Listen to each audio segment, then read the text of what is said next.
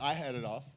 I was messing up here, and it bothers me when people, because this picks up so much. We need a dampener. I hope I'm not recording. If I'm being recorded, hey.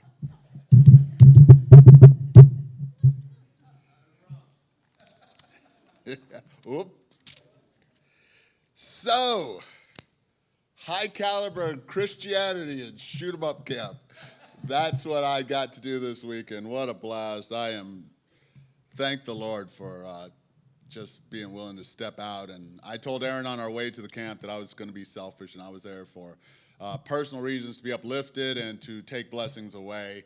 And I walked into a room full of strangers, and it was a love fest of men spending time together and openness, and there were tears and prayers, and just it was joyous and intimate and just what I hoped it would be. And we came back last night, and I really wanted to hear Aaron's lesson because his Ten Commandments sermons are so awesome. I'm going to look it up on the Facebook page, but I had to go back. I had to, and I sent Aaron. I had unfinished blessings to receive, and I'm so glad I went back, because the sermon this evening was from a very young gentleman, like Aaron Young, and yeah, and but he, just like Aaron, he did a fantastic job, brought insights, and it was great to be there. And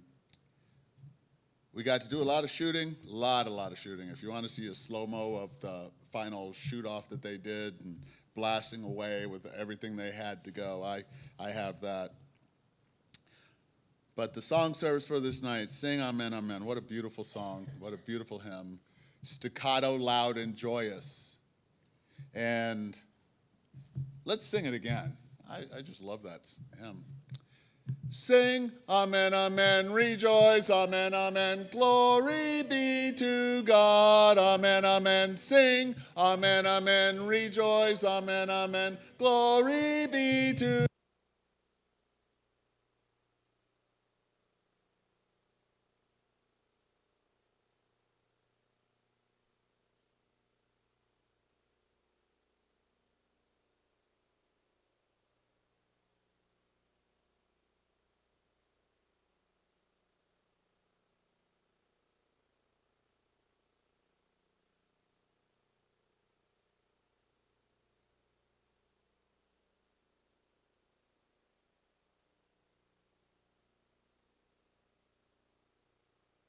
I got two in, so that was great.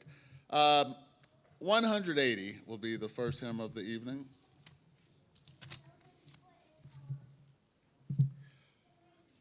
180. Kristen is in town. She was going to be here with me this morning, but I was out, so I encouraged her to come, but she didn't. But when my daughters were young, we used to sing this as a family, and so this hymn means a lot to me, and the words within the hymn and the meaning within the hymn have several layers of meaning for me. Jesus is Lord.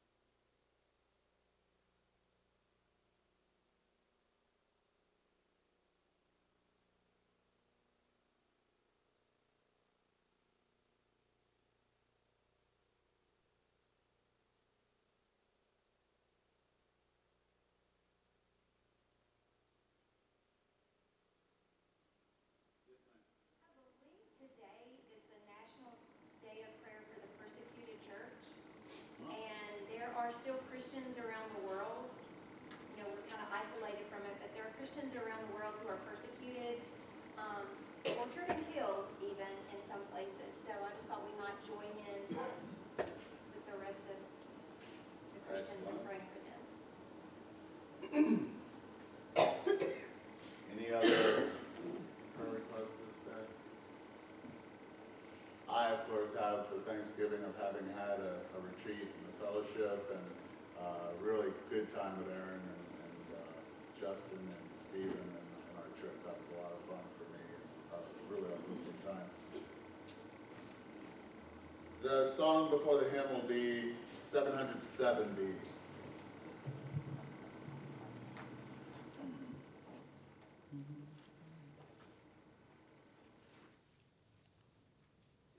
Hopefully I'll start off high enough. Give me a signal if I don't.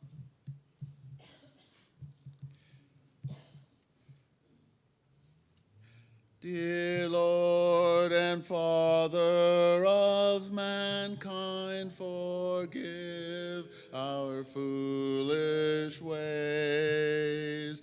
Reclothe us in our rightful mind, in purer life, in simple trust like theirs who heard beside the Syrian sea. The gracious calling of the Lord, let us like them without a word rise up and follow thee. O Sabbath rest by Galilee, O calm of hills above, the silence of eternity, interpreted by love. Drop thy still dews of quietness till all our strivings cease. Take from our souls the strain and stress, and let our ordered lives confess the beauty of thy peace.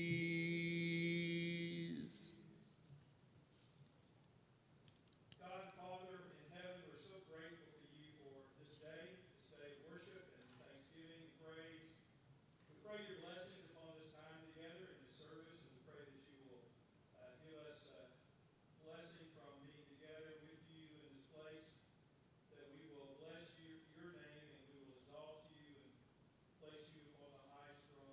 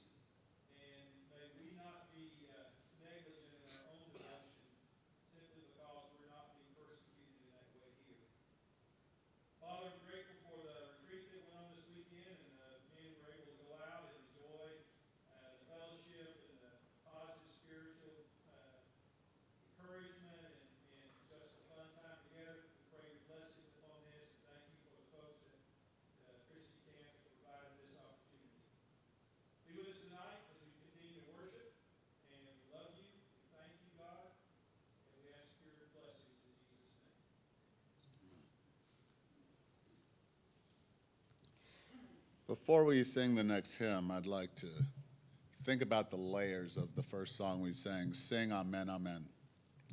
So when we sing that, are we saying, sing Amen, Amen? Are we confirming the sing Amen? Or are we singing and confirming the singing, and then the Amen confirms the first Amen? Right? Sing Amen, Amen. It's either sing Amen, and then I confirm the singing of Amen, or I sing and I confirm the singing, and then I confirm the confirmation of the singing.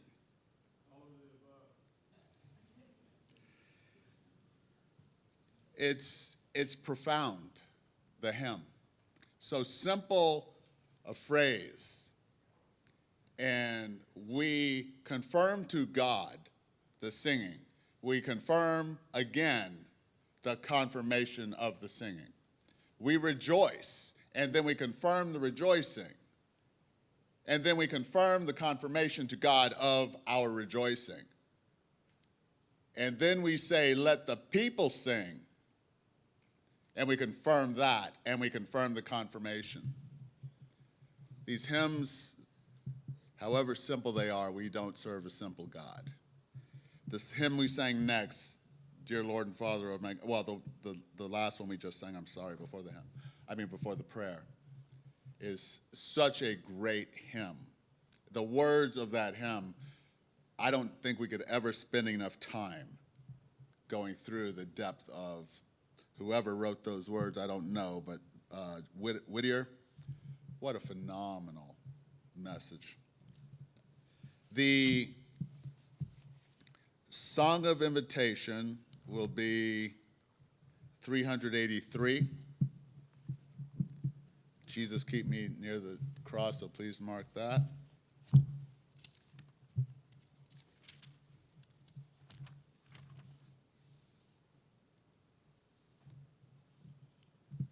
And the song before the lesson will be the first verse of hymn 601.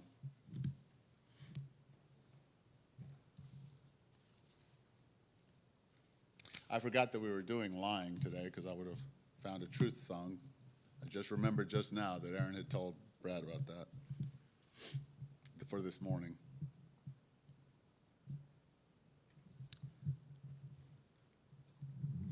My God and I go in the field together. We walk and talk as good friends should and do. We clasp our hands, our voices ring with laughter. My God and I walk through the meadows hue. We clasp our hands, our voices ring with laughter. My God and I walk through the meadows hue. That's the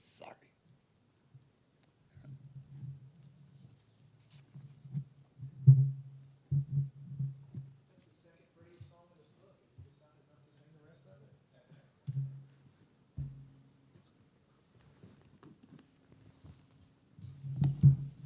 Good evening. I gotta get my clicker.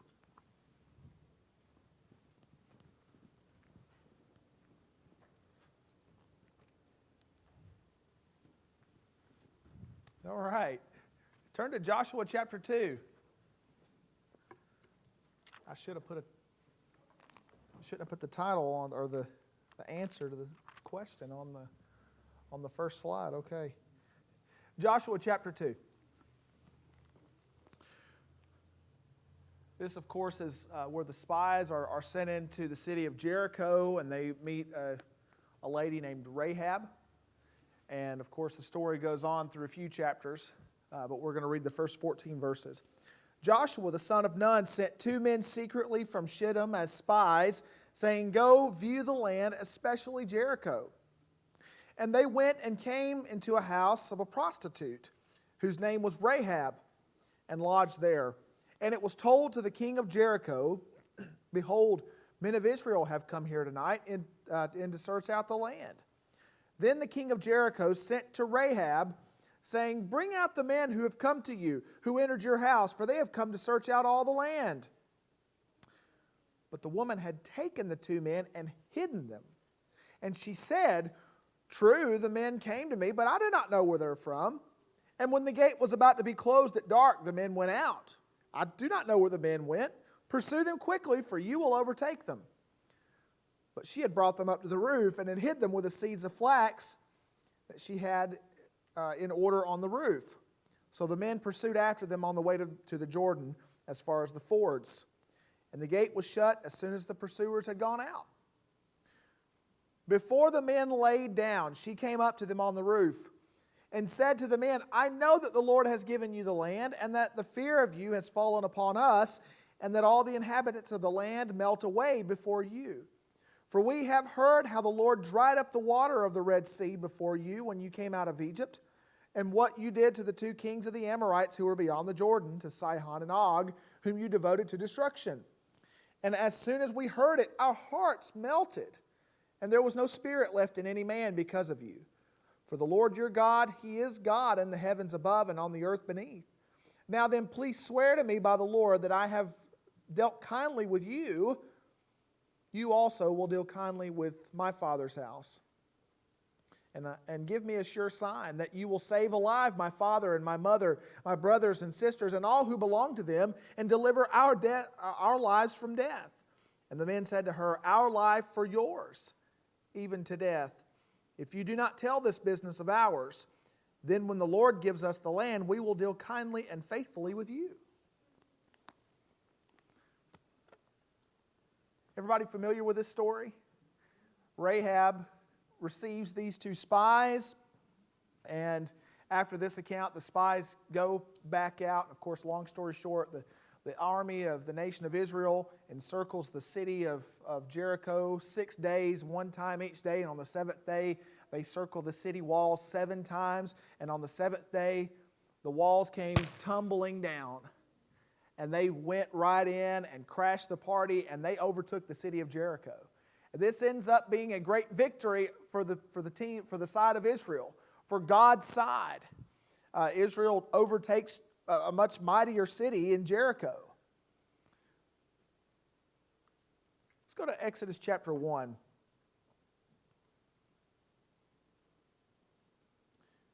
Before we move on, let's go to Exodus chapter 1. Let's go to Exodus chapter 1. This is just kind of an aside, but I think it proves a similar point. Exodus chapter 1, beginning in verse 15. "The king of Egypt said to the Hebrew midwives, one of whom was named Shiphrah and the other Puah, 'When you serve as midwife to the Hebrew women and see them on the birth stool, if it is a son, you shall kill him, but if it is a daughter, she shall live.'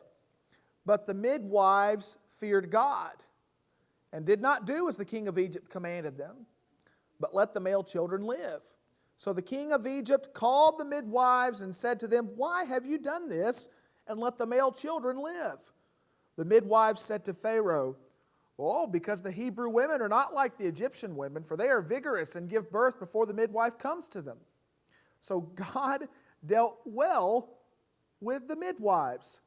And the people multiplied and grew very strong. And because the midwives fear God, He gave them families." So here's Rahab. She's asked about these two men that obviously came into the city and obviously went into Rahab's house. Rahab is asked about these two men, and what does she say? "Well, I saw them come in," and lies about 2 things. "I didn't know they were from Israel. I didn't know where they were from. They must have gone out. Go towards the city gate. Go. You can chase them down. You can still catch them, knowing full well they're on a rooftop." The Hebrew midwives, Pharaoh commands them, if it's a male child, you slay that baby right there. You do not let it live. To which the Hebrew midwives go back, and because they fear God, not Pharaoh, they allow, when the children are born, when the male children are born, they allow the male children to live. And God dealt well with them. And God caused the battle of Jericho to work out. He saved Rahab and her entire family, all the ones who were in her house. There's nothing more black and white than God's truth. I believe that God in His nature is truth, and Satan is the deceiver. He likes to take God's truth and twist it and distort it, and it doesn't have to be a complete lie. It can be half-truth, and it can be nothing else. It can be half-truth and silence, and Satan says it to deceive us. Rahab is praised elsewhere in the New Testament as being a good example for Christian believers. But she lied. Do you see a problem? If I'm told to look at Rahab as a good example for living life as a Christian, what's the problem? Go ahead, Michael. Well, I'm thinking these people's lives were at stake. Mm-hmm. And just like if you, I know we don't identify yourself as a Jewish person in Nazi Germany and you're hiding. And the Nazis come at this door and they ask you have Jews here. You're going to want the people who are hiding you to say no. That's just human. You don't want to be sold out by the owners of the house that you're staying with. Mm-hmm. So that's my thing. I don't see how you, I don't want to say justify, but it almost seems like they're looking at a greater. Okay. So for the greater good, maybe it's okay to say, no, I don't have anyone here. I don't have the spies. I don't have the Jews back here. It's okay. Let's look at that. The question is, we'll get around to a few things, but I pondered this question. Did God bless Rahab because she lied? Or even when she lied, because she lied? Did God bless Rahab because she lied about the whereabouts of the spies that were sent into the Jericho? This is an important question. Maybe it's not as important to us because we know things worked out in the end.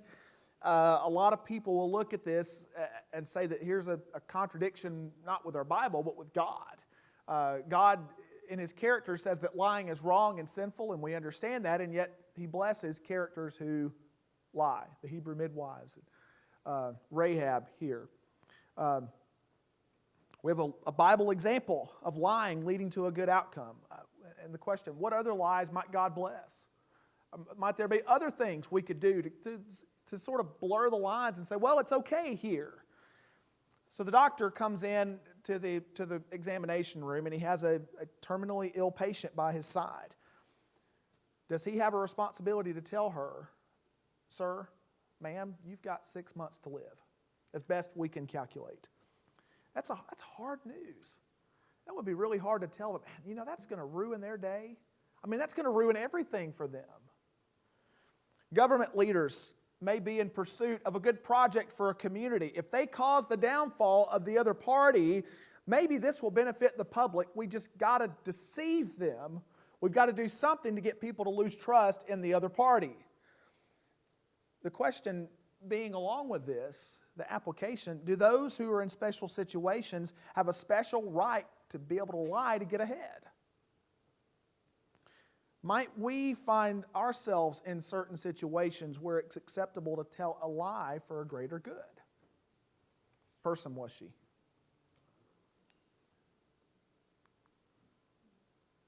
First off, where does she live? In the city of Jericho. What do you think her religion, what do you think her faith was? Of course, she believed in God. She believed that the Israelites served the true God. She said, we've seen His power. We've seen what you've done on the other side of the river, and we are terrified. We're shaking in our boots.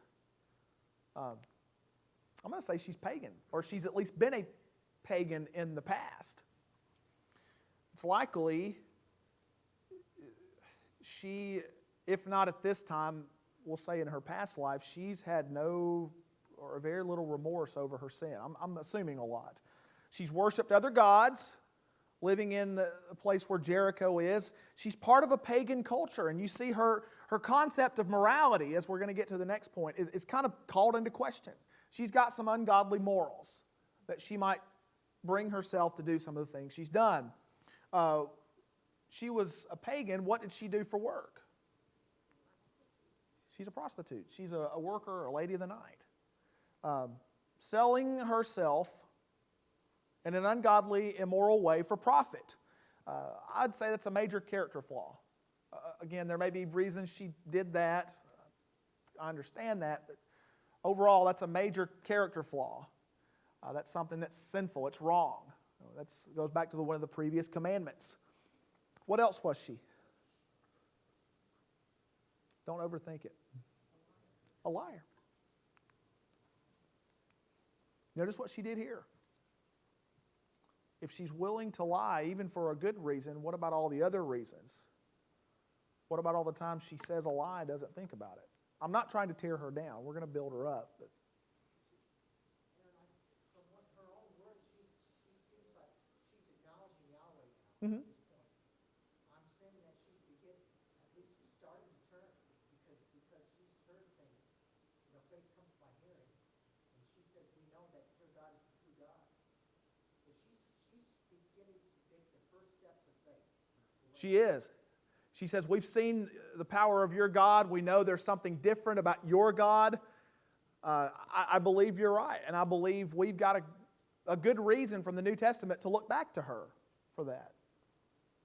And then she lied about it, about the spies. I think that's obvious from the story. She lied. She lied to the officials that were sent from the king. She's willing to lie about the identity of these spies. There's no indication in the story in Joshua chapter 2 that the spies told her, Rahab, why don't you lie for us? Why don't you just, by whatever means necessary, get us out of this situation? A lot that we don't have. But her actions, I'm just going to say with those actions, the way we might describe her life in that way, she's got some flaws in her life that I don't think God would be pleased with. If any of us did these things, I hope that we would be deeply remorseful for the way that we've lived our lives. That's Rahab up to this point.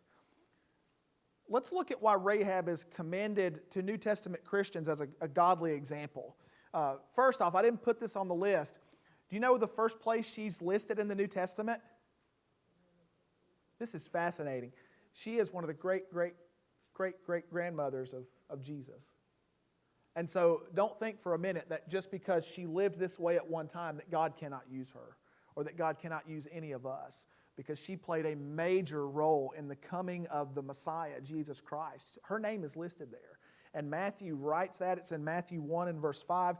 Think of all the names that are on this list, all the good, godly, iconic names of the Old Testament. And here's Judah and Tamar, and here's Ruth, and here's Rahab. Wow, what power. Power that we can change our lives according to the grace of God. Let's look at Hebrews chapter 11. This is the faith chapter of our New Testament. This is right before the cloud of witnesses that the Hebrews writer is going to write about. But he says, by faith, Rahab, the prostitute, did not perish with those who were disobedient, because she had given a friendly welcome to the spies. She received these spies and had a gracious welcome to them, received them in, even though she, no doubt, was afraid, maybe not sure what to do. She did all this having faith in the God they preached. She had faith in the God that she'd seen do mighty miracles in His name. And she trusted that their God was powerful. That's what the faith is. That's where the faith comes in. She had a great faith in their God. And so because of that faith, she accepted these spies and gave them a hiding place and welcomed them into her house. Another place is James chapter 2. James chapter 2. James writes, she is faithful. She is a faithful person, but James would come back and say that you see a person is not justified. You see that a person is justified by works and not by faith alone. And in the same way, was not also Rahab the prostitute justified by works when she received the messengers and sent them out by another way? And so she had faith, but not only that, she had good works to accompany her trusting faith. She not only believed God, but she acted upon her trust in God and her faith in God, even though in that culture, in the Jericho culture, it would have been completely unpopular for her to trust in Yahweh. She did, and she acted upon it. And so, what made Rahab a good example? she is one we can look up to. I think first the Matthew example, knowing that God can completely change our identity. And that's powerful. That's a powerful idea. Rahab was justified by her faith, and James writes that she's justified also by her good works. She is not justified for any of the other things that we talked about. For her paganism, she's not justified for her prostitution. She's not justified for her lying. That's not a commendation for us to look back to her. Oh, she lied to get out of this situation where she was in a tough spot. No, in fact, we're told that we can escape the temptation without sinning. 1 Corinthians 10:14. God will make a way of escape. We can get out of these tough situations without sinning in a way that honors God. But she's certainly commended to us for her faith, her trust in God, her good works, not for the other ungodly things. Was there anybody else who was blessed by God in the Bible? Was there a similar thread through their lives? What was it? There were people in the Old Testament, New Testament, who were blessed by God, but they were all sinners. Is there anybody in this world that God has blessed that has not been sinful? I can think of one, Jesus. Must we be There were other people in the Bible who were blessed by God, but they all sinned. Must we be sinlessly perfect for God to bless us? If that's the case, then who can be blessed, right? If we've got to be sinlessly perfect in a way that we earn the blessings, then who would be blessed? Jesus was blessed. God causes His rain to fall on the just and the unjust. He makes His sun to rise on the evil and the good. I got that backward. But that's from Jesus' Sermon on the Mount. Good things, good blessings happen to people who are good and wholesome, and they also happen to people who are unjust and wrong and sinful. God blesses us because we live in His creation. And so people who are sinful and people who are righteous are blessed and given good opportunities and good blessings all the same. Let's look at Noah. Who was blessed by God? Let's start with Noah. Noah, what's a quality in Noah's life? When God looked at the whole world and He saw that the thoughts of men's hearts was only evil continually, He looked at Noah and what did He see? Good. Noah was different. He was not like the rest of the world. He found favor in the eyes of God. Noah found grace in the eyes of his Lord. Noah was a righteous man, blameless among the people of his time, and he walked faithfully with God. That's Genesis 6 and verse 9. The floods came, the waters rained down, and the ground opened up, and there was this ark that Noah had built took several years, and it finally rose above all the earth with the flood. The flood waters subsided after the 40 days and 40 nights of rain and flooding. And Noah got back out on the land and started repopulating the world and started the growing process, started planting things and getting the animals back out. Then we get to Genesis chapter 9. Noah was a man of the vineyard. He liked to partake sometimes of the wine of his vineyard, of his grapes. And Genesis 9:21 says, "Then he became drunk and lay naked in his tent." Do you think Noah was faced with temptation? Did Noah give in to temptation? And this is just the one that we know of. That's just the one time that we know of. And yet, what was Noah's state before God? Faithful and righteous. We see him as a faithful example of one who followed God even when it was not popular.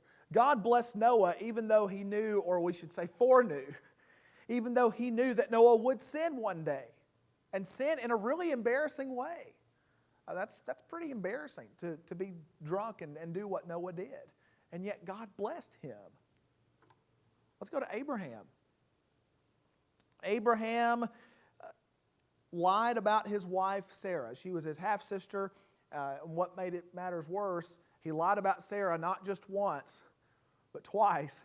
He did it as a younger man, and then he got a little bit older, and he found himself in a very similar situation, and he did it again. I know you're my wife, but why don't you just say it, you're my sister, so things will go well with me? And yet God had told him that through his offspring, all the nations, the whole world would be blessed. That goes back to Genesis 12 and also Genesis 20. Lied about Sarah twice, and God got him out of it both times. And yet, how do we look back and think of Abraham? His name means father, but he's called the father of the faithful. We are children today of Abraham in a spiritual sense. The blessing came through Jesus, and through that we are spiritual children of Abraham. He's one of the very few people that are actually called a friend of God. There are not many in the New Testament that are called, or in the Bible that are called a friend of God. Abraham is one who's called a friend of God. James 2 and verse 23. We don't think of Abraham as being a liar, being one who's a deceiver. We think of Abraham as faithful. Here's a big one. What about David? Do you remember what David did? Who could forget? He had this atrocious affair with Bathsheba. He saw this woman bathing on a rooftop, called her in. She became pregnant, and then when he found this out, he got his top advisor, Uriah, out from the war to cover up the sin. When he wouldn't do it, he sent him back, and he murdered his top advisor. So he's committed adultery. He's gotten this girl pregnant. That's not his wife. And he's killed and murdered one of his top soldiers. And yet, how do we think of David? Again, the third time, how do we think of David? He's the man after God's own heart. God does not look at outward appearance like man looks. God looks at the heart, and he found David to be a man that followed after his own heart. He's the sweet singer of Israel. He's the psalmist. He's the one that's composed a lot of these psalms that we're reading on Wednesday night. You see the beautiful conversations that he had with God. We know he sinned. His sin is out there for us, and we're very aware of it. But we also think of the David that worshiped God so powerfully, that stood up to a giant and said, you will not call down our God anymore. We will fight you on this. We will stand up for our God and for our nation. That's the David we think of. So how is Rahab a godly example? How is Noah a godly example? How is Abraham a godly example? How is David a godly example for us? Even though they all sinned. Even though they lied.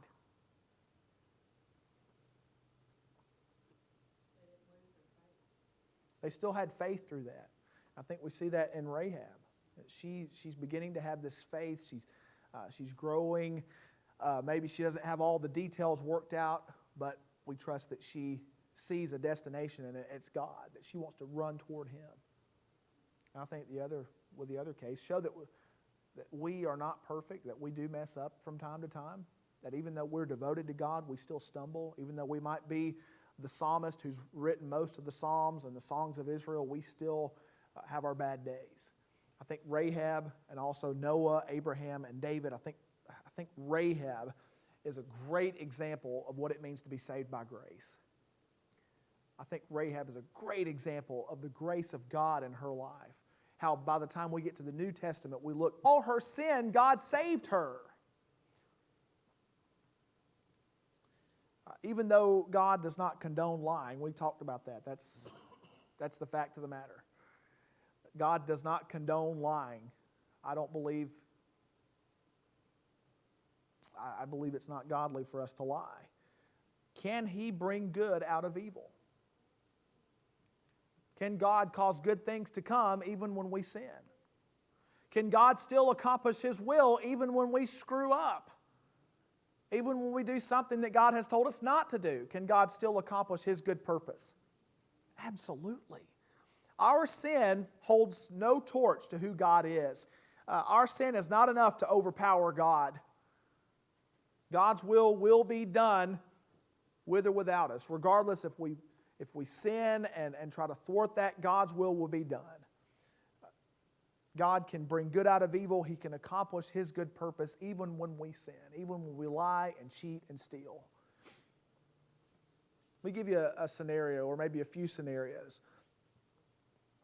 Suppose that it's 11:30 at night tonight, and you come running into my house, and you about break the door down trying to knock to get in. But I turn the football game off, I come get you and let you into the house, and you say, Aaron, I've got to hide here right now. I don't have anywhere else to go. There's a madman chasing me. And I say, okay, well, come into the house and we'll protect you. He knocks at the door and says, who am I going to use? Is Gerald there? Is Gerald there? Gerald Chumley, I'm looking for that scoundrel. Where is he? Is he in here? I saw him coming up here. What should I do? What do I say? What should Rahab say to the police? Some would say that I absolutely have the right to lie in that situation. Maybe you feel that way. We might feel that way, that, hey, this is the way to get out of it. I know they're going to do harm, and so I have a right to do what I can to go around that. Maybe a question would be, in that moment, is my desire to protect Gerald or to protect myself? Because if the thief is coming to my door and asking me if Gerald is in here, am I trying to protect myself at this point, or am I trying to protect Gerald? It may be that the liar, me, really is the victim. Feels like I'm going to be the victim. If I don't say the right thing and get this guy out of my garage, then I'm going to be the one who's hurt, and Gerald's going to be here watching it. And he's the one that they're after. Or he may get both of us. Might ask, have we explored all the available options? Who says I'm obligated to open the door? Who says I'm obligated to talk to the guy? Bolt the door, call the police, call Brian to bring his shotgun. You can ask Brian about that later. You can pick on me. What's wrong with telling the madman, yes, I've got Gerald Chumley here, and you can't have him? What's wrong with that? Do what? Maybe how big he is? Okay. I'll say, yeah, Gerald's here, and you're not laying a finger on him. Might that expose me and Gerald to harm? Might that harm my family? You know, I might have to get Gerald out there. If he comes in the house and breaks his way in, I'll have to get Gerald to wrestle him down. Hey, I'll disarm him. You know, we're going to get pretty beaten up, most definitely, if we have to fight this guy. But would I rather be brave and honorable and stand up to the madman who's at my door, or be a coward and lie just to try to not get in a confrontation? Just a question. Just think about it. I'm thinking about it too. Wouldn't it be better to do the brave thing and tell the truth? A doctor has no right to withhold information from his patient. You may have been in that situation. You may have been in the room when there's been bad news. Even though the truth might be a hard reality, the doctor has no right to withhold an end-of-life announcement from a patient. This is something about their health that they have an obligation to let them know. The patient has the right to know so that they can make arrangements for the end of their life in light of the truth, in light of what the truth is believed to be. It's not an easy decision to make. It's not an easy thing to say. And maybe not all the decisions are about the health care. You know, are we thinking just about the patient or about others?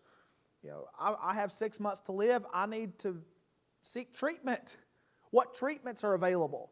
I need to write a will. I need to dispose of my property and make sure that this just doesn't go to waste. I've got to portion this out. I've got to make sure my life is right with God. I've got to get back to the Lord while I still can. There are other things that we need to consider in that.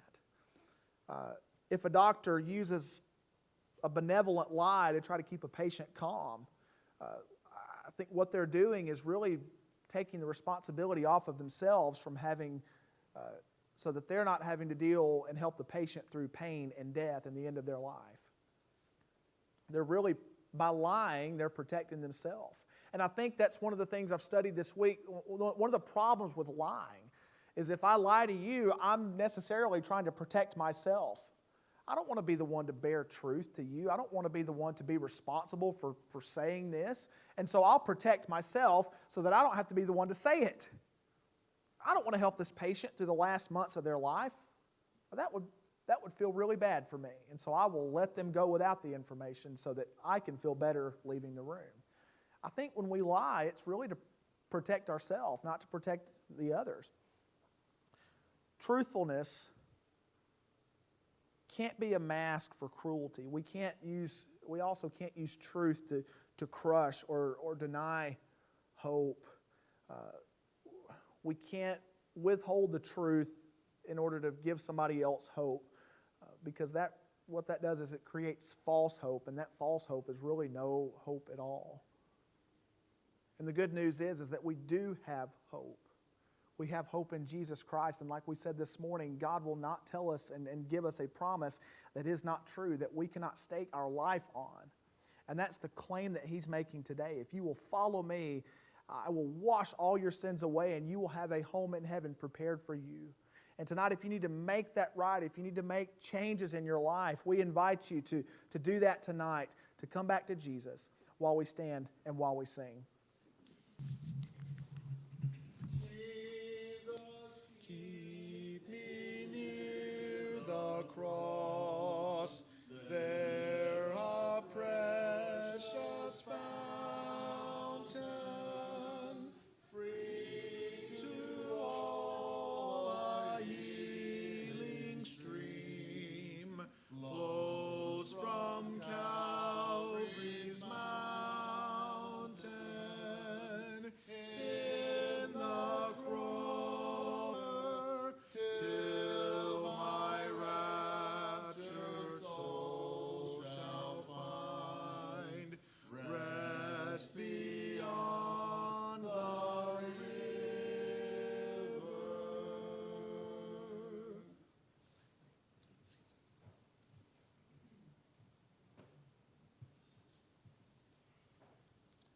Is there anyone who did not have Lord's Supper this morning?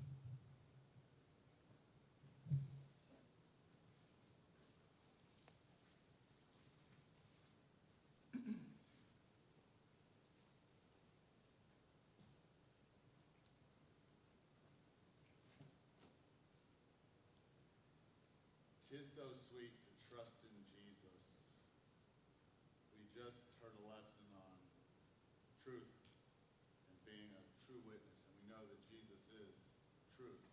We trust that when He lived this life, He was honorable and faithful to God, and a sacrifice worthy for our sins. Let's pray over the bread. Dear Lord, our Heavenly Father, we thank you so much for your Son. We thank you for His body that was touched by men and touched men. And Lord, we handle Him now, the representation of it in this bread, and consume it so that we may commune with Him and with you. In Jesus' name we pray.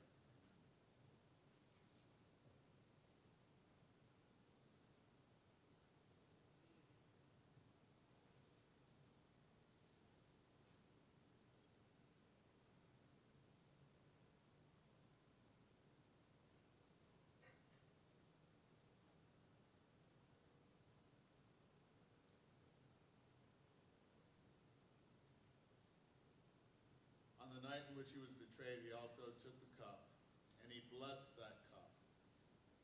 The man who had lived his life without sin. Dear Lord, we thank you so much for what you did for us, for being that sacrifice, willing to shed His blood to cover a multitude of sins, and especially our own. Bless us as we take this in remembrance of His sacrifice and love. In Jesus' name.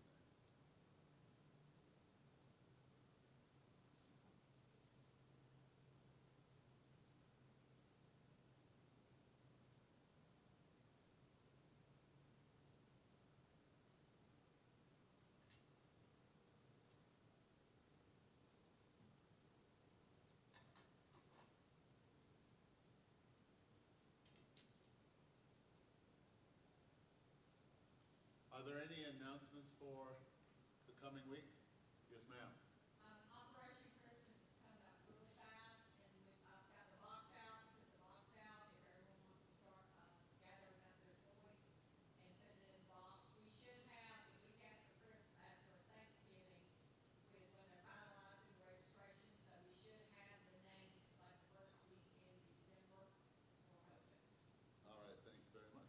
sir.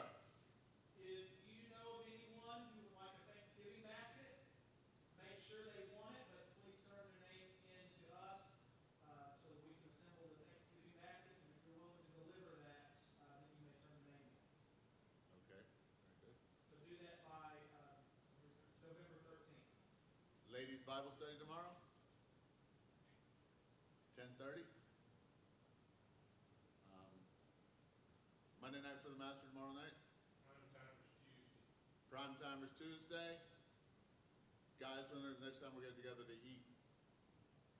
Is that the following week?